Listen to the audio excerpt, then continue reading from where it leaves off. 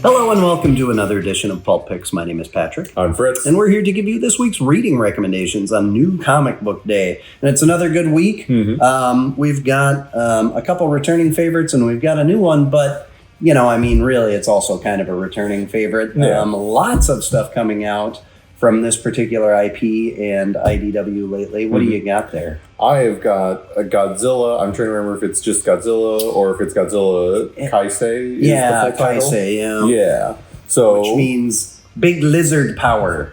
Technically, sure. But That's all big. Yeah.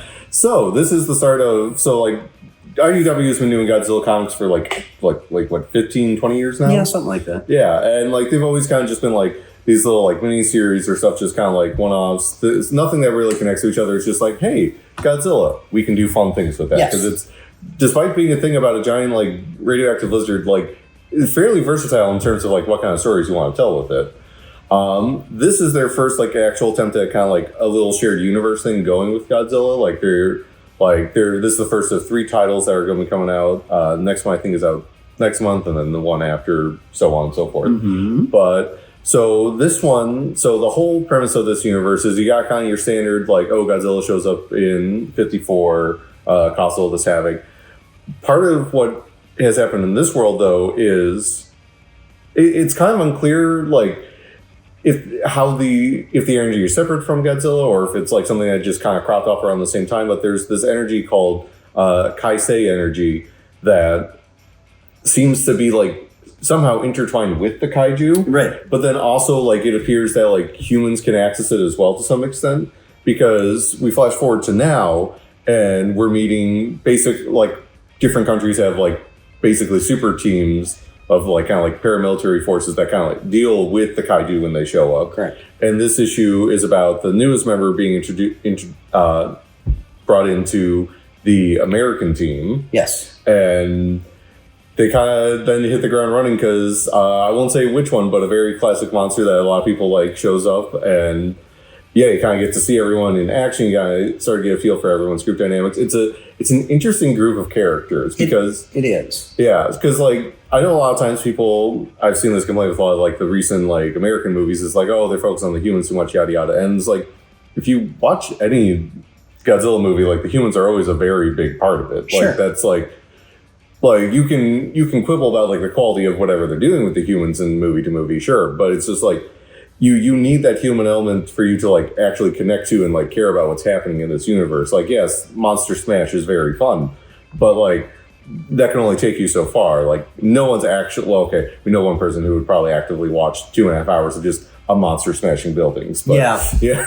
But you've got to have this human element, and I really like this cast because it's we've got our new kid here on the cover. He's somehow got the greatest potential of Kaisei energy tapping into of any of them, it seems. So he's brought in, despite the fact that he's just this orphan kid who doesn't really have any kind of training or anything. He's just being told we're going to throw you at this thing and you punch it real hard. Right. And so he's dealing with that, and everyone else on the team is the guy in charge is really still seems to be dealing with the fact that because of all these monsters throwing around, the world just isn't what it should be. Right. And he's very much hung up on that. And upset about it. Yeah. Blames them for it. Yeah. Another member of the team is this super vain, self-obsessed guy who can light stuff on fire. Another one, she basically just wants to talk through shooting things. Yep. Another is a faulty robot.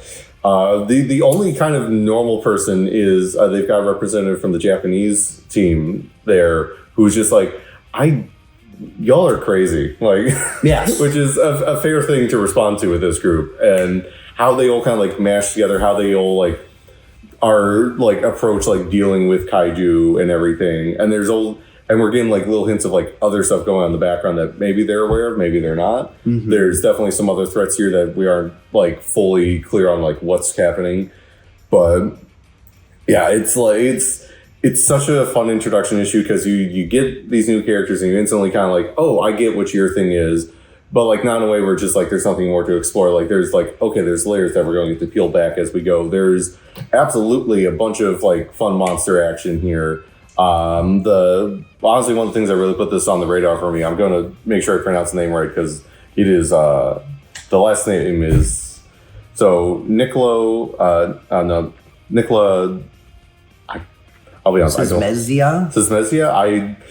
I believe they're Croatian. So yeah, I've been there. I've been this with a couple artists that we've talked about in books here that like I was following them like before when they were just like posting stuff on like DeviantArt and like stuff online, and then like actually getting to see they've done a bunch of stuff at DC the last couple of years. Getting to see them just like on like big property books like this is super cool. It's the same thing with like Jamal Campbell doing like Superman and Satana. Yes, Like it's.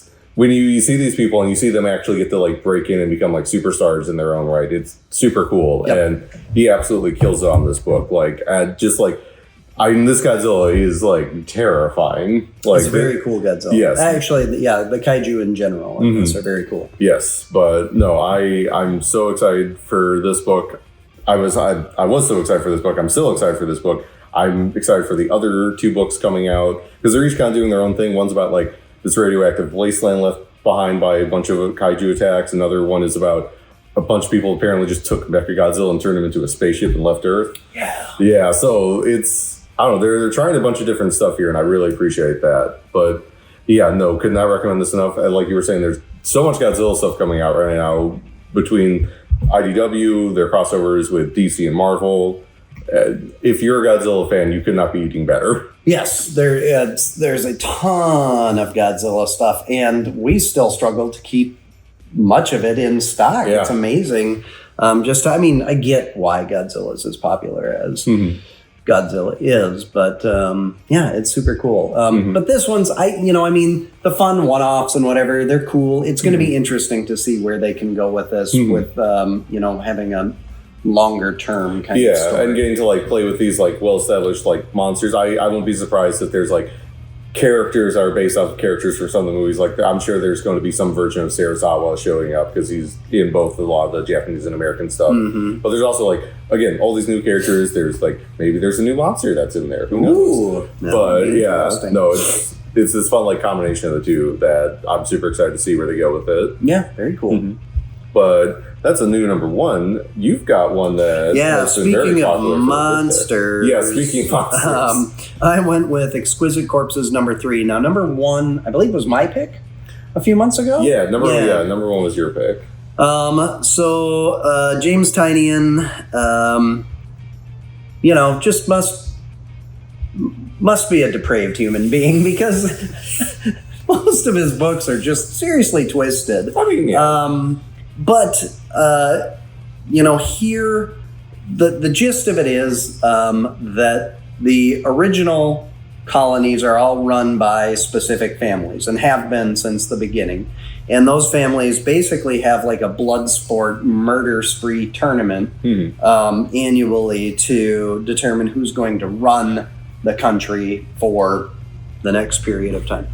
And so that's where we dropped in on the first issue. And what they do is they isolate an entire small town. So they cut off radio transmissions. They make it so that it's very difficult to leave.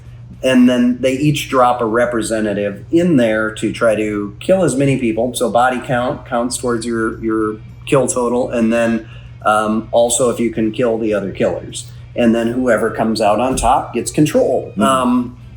So we're watching it from a number of different points of view. There are a few people who are residents of this town. We get to see their point of view. We get to see the murderers as they're running around town killing people. And then we also get to see kind of the game masters in this big party that they have set up, a viewing party. And they're doing side bets and all kinds of other stuff. And they're all approaching it in a different way. And a lot of them are kind of caricatures of their state. So, that's I think it's kind of tongue in cheek, just to kind of play it up a little bit. But it's interesting because not only do you just have, murder and mayhem and, so anybody who likes slasher films or those kind of survivor kind of films, there's definitely that here for you. Each of the killers, some of them are like, trained professional killers, like hit people for hire or military people. A lot of them are like serial killers and psychopaths. but they can only use the particular weapon that has been selected for them. So like poison or a sword or, that type of thing. So it's been really interesting, and each of them has kind of their own brand. So it's been fun to watch. In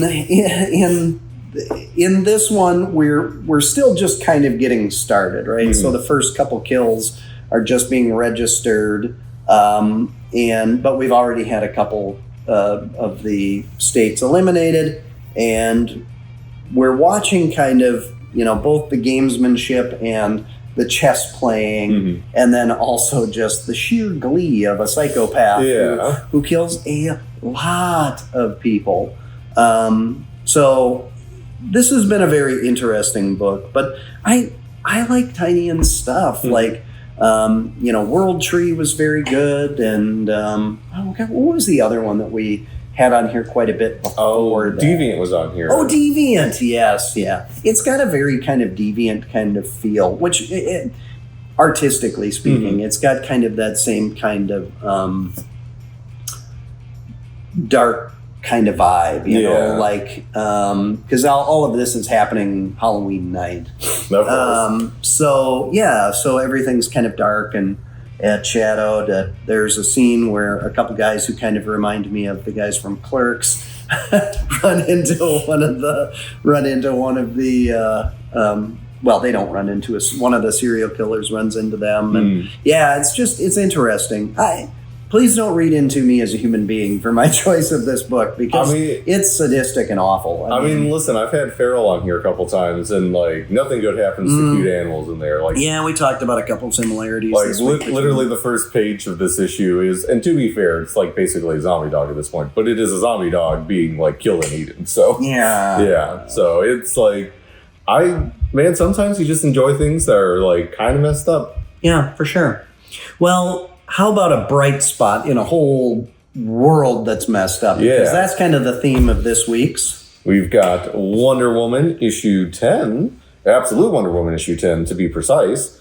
And this arc continues. We've got her in this maze. It's still kind of like unclear, she's there because she was told that, like, oh, there's an Amazon in there potentially, and she's like, well, I have to check it out then. Gets in there, it's not found an Amazon yet. It's definitely finding some stuff. A lot of it not great. Yes. But it's like, I'm very curious because I'm not sure why, like, she was told to check this place out, because like you can tell that there's like something like else going on here, like that, like she's being played to some extent, and like she kind of knows that too. She's like, okay, they wouldn't tell me about this if there wasn't like something in for them, but it's also like, I've got to like check this out. So I'm really worried about the direction that this takes, and where a particular character ended up at the end of this episode or this issue. It's going to be really interesting. But what I really like about this book, and this issue in particular, is when there are two characters who are having a conversation about Diana. And at the point in time that they're having this conversation, she's a small child. And they're talking about, like, why is Diana here for this purpose? She's here for a particular purpose, but why her? Why would you? It seems particularly cruel to create someone like this and then put them in the situation that's being asked of them. And the explanation for it, I thought, was really I love the explanation, because like it makes sense, because there's technically a couple different explanations they give, and some of them are like kind of like, oh, it's like for this reason or that reason. Then like there's another one which is like, without, I don't want to like spoil it, it's just like, oh, that makes like so much sense. Like it's just like, it's this like kind of like X Factor thing. Yes. That is just like, no, that whole sequence, that entire flashback sequence. And we talked about this with a couple of the books, so like how they like use because like you get some of this too and stuff like Absolute Batman and Absolute Superman, where you've got these flashbacks, so like these kind of like pivotal moments and like how they are informing these current points in their life. And I think this, like, Absolute Wonder Woman, I think has been like the best of any of the books at doing that. Just like especially because it like her connection with Cersei as a child is like so central to the point that like you had a whole 2-part arc about her saving her from hell effectively. Well, and it's interesting because one of the themes of this book is Cersei feels like she has to prepare Diana and help her become the person that she needs to become. But really, other than giving her some knowledge, she's not changing who she is as a person. Like her core compass is kind of the same throughout. But Diana is having a huge effect on Cersei and everyone else around her. And I think that that's kind of the point of this book, which is absolutely genius. Good job, Kelly Thompson. It's funny. I was talking last night with, I got caught up on the new season of Always Sunny.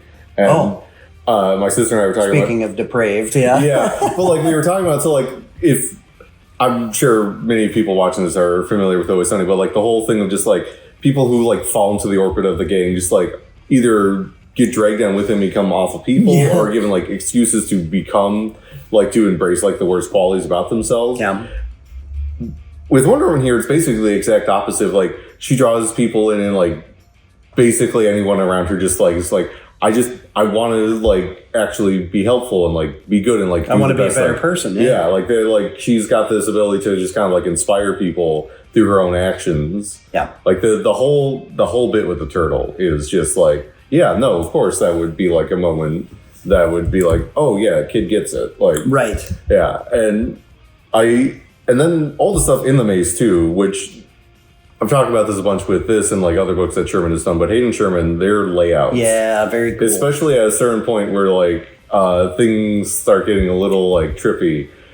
Oh, the trippy stuff was excellent. Oh god, it's like because it can be so easy with that kind of stuff to like it not like be coherent, like because when you're doing this, Absolute Martian Manhunter that came out this week is also a very good book at this. Like you want it to like convey this like sense of like unease and like just like distorting like what you're seeing, but you also need to still be like legible in terms like you need to be able to like follow like on a page like what's happening like into it and everything.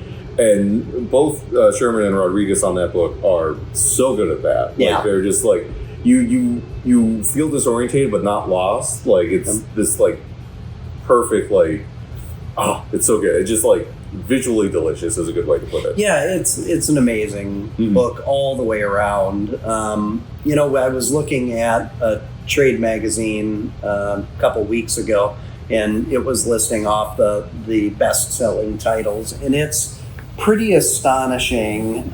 We have a number of customers coming in talking about the Ultimate line, but the Ultimate and Absolute lines are just blowing up sales numbers. And I know that people are like, oh, well, it looks like the new Ultimate Universe is done. And it's like, Well, we'll probably find out in, I think tomorrow is actually the panel. We'll get to that in a second. Well, and my guess is that they're going to lead everybody to believe that for a while. But, man, sales numbers disagree. No, we'll get to that in a second. At the end of the day, it's all about selling comics, right? So... anyway, all right. Well, what else did you like this week? Yeah, so I mean, like I said, like Absolute Martian Manhunter out this week is also fantastic. There's, we've been talking about how like a lot of the Absolute books recently really kind of started like seeding these little connective things between them, and this issue has probably one of the biggest, I'd say, both literally and figuratively, like things that kind of like connects all this together happen. And when you get there, because like. You kind of like have a feeling that's coming just because there's a couple choice words dropped in the issue that's just like, oh, I know what that's associated with, and then you get there and just like, oh, okay, okay then. But no, that was great. Very nearly Moon Knight 250 was up here. Like it's the end of the current arc. It's oversized because it's 250th issue.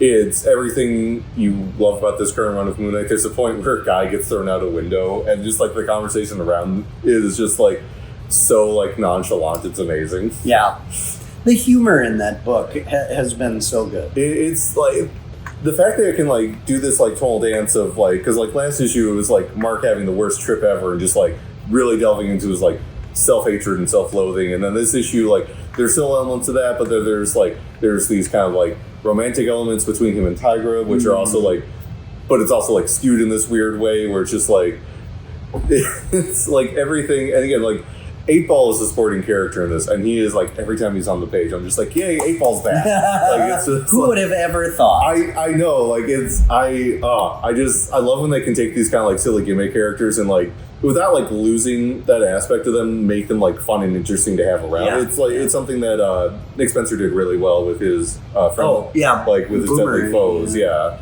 like it's when. You can make these characters work without like having to like change a whole lot about them. Yeah, and McKay is absolutely fantastic at that with this book. Yes. I don't know. What other things? Void Rivals continues to be really good. We're getting closer. It's going to be really interesting to see how all of this comes together, and the shockwaves of it, I think, are going to be massive. It's going to impact the Transformers book quite a bit, or at least one portion of the Transformers book pretty immediately. But I think the ripple effect will make it to Earth. So I'm curious to see how that all pans out. And we keep going back and forth on is Unity a good thing or a bad thing? Is there to try on the up and up? Do they even realize that maybe what they're doing might be a bad thing? Like there's a lot of questions, and this issue gives us only more questions, honestly. Right. Well, and like you were saying, like, even if what you're trying to accomplish is taking out a giant monster, what if there's a bigger monster out there? Yeah. Then what do? You've got no monster of your own. Yeah. So we'll see where it goes. But, it's going to be interesting. So. Yeah. But one thing you're kind of getting at with the Ultimate stuff, so tomorrow is San Diego Comic-Con. Yes. And all kinds of good stuff. They've already kind of teased on the stuff they're going to talk about over the last week. We know at DC, they've got, they're going to be talking about there's a new Absolute one-shot coming out later this year where it's a bunch of like the villains from the Absolute books are getting together to kind of be like, hey man, what's with all these like weird super people running around like ruining all of our fun? We got to deal with that. Yeah, we were doing really great. Yeah, all of our like evil like corporate paramilitary stuff was going fine until these guys showed up. Yeah. They got that, their new event book, DCKO, which looks like it's basically just a big tournament arc, which I like, as far as like doing event goes, if it's just like if you ever want an excuse to have a bunch of your characters like punch each other, a tournament arc is a great way to do it. So doesn't Marvel have another one of those coming up too? I think I just saw a preview. Well, they've got like a Battle World. Battle World. Yep, that's what. And then like on the Marvel end of things, they just recently announced a bunch of stuff for their X-Men Age of Revelations stuff. It's 30 years since Age of Apocalypse, so it's just like, hey, anniversary. Let's do another big like alt history thing. So 30 years goes by so fast. Oh yes, it does. As someone who's about to turn 31 in a couple months, it really does. Oh wow. Yeah. But they got that. They're calling it Ultimate Endgame, and it's supposedly like the end of the Ultimate Universe. We'll see. I won't be shocked if it's just like, here's this event, and then here's a bunch of like new series coming out of it. Yeah, that's my expectation for sure. And then that's just the stuff they told us about. So who knows? Like, there's always we gotta think that the big announcements are yet to come. I will be shocked if we don't hear like. Well, we know they've got to be saying something about what comes after Imperial, because we're coming up on that soon. Yeah, I'm very excited. That's been so good so far. Mm-hmm. So it's, I don't know. Make your predictions as to what's going to happen. They could do anything at this point. One thing I'm curious about, they just announced today that they're going to reissue the Spider-Boy comic from the Amalgam stuff back in the 90s. Oh. So between that and all the other crossover stuff they're doing, like, give me some more Amalgam comics. I will take that. Yeah, well, I think that's probably, again, sales are king, and that's a good bet. So, interesting. Well, it's, as always, a lot of fun to read a whole bunch of comic books and be able to chat with you about our takes on them. Mm-hmm. Also fun to hear about what everybody else is reading and what you're liking. So be sure to like, follow, comment, subscribe, share, and get into your local comic shop so that you can read these books also. And it's fun to be part of the community and talking about what we love. And with, also other comic book related properties. So it's been great to talk to most everybody about their reactions to Superman. Some of the takes I don't know. Oh, there goes the phone. iPhone. Brrring. Oh, also Fantastic Four comes out this week. That's where I was going. It's going to be really interesting to see how, the San Diego Comic-Con response to it coming out during Comic-Con. So That's I'm going to sorry, be the awesome. phone is just throwing me off. Yeah, I bought my tickets this morning, so I'm going this weekend. I'm taking the fam on Monday. Oh yeah, we're hitting it up Sunday. So early reviews are positive. We'll see. Yeah. But Superman certainly has energized people. We were talking about you were walking around the Minnesota Zoo this past weekend with a Superman shirt. Yeah, on. and like in this like they got like all these like kid camps there, and like this like row of these kids just walked by me, and they were all pointing at the shirt, being like Superman. Just like apparently like kids really like this movie, which is like if you're going to do anything with Superman movie, if kids are loving it, you probably did something right. So yeah, well, and I've certainly been interested in buying comic books and watching the TV shows and movies and everything for quite a long time, and people keep trying to say like, oh, superheroes are dead. Nobody cares about that anymore. It seems like every 10 years or so that happens. And really what it comes down to me is somebody tells some really good stories. It gets really popular. Then the companies start making money off of it. And then they kind of take control of the wheel again and push it to just driving profit. The quality starts going down. And then hopefully you get somebody in there who says, no, it's not. It's not whether or not the genre is dead. It's whether or not the quality of the product being put out is enough to grasp people's attentions, because these are classic stories, really. Yeah. It's no different from mythology and the types of stories that people told around fires, thousands of years ago. It's just, it's the human element is what we're really talking about here, and just put out good product. That's what we're asking for. And comic books lately, man, they've been so good. So happy about that. Well, we will be back next week with more Pulp Picks, and until then, enjoy the reading.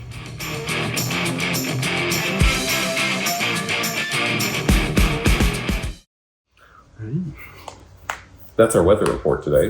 Back to you, Jim.